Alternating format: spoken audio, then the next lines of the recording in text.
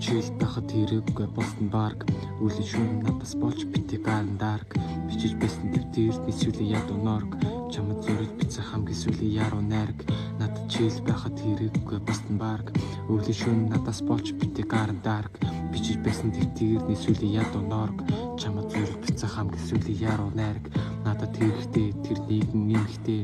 жаргалтай байх өөр хин нэгэнтэй асуудалгүй нэг харуулсал зэрэгцээд хажуудаа чамайг үлдээж чадсангүй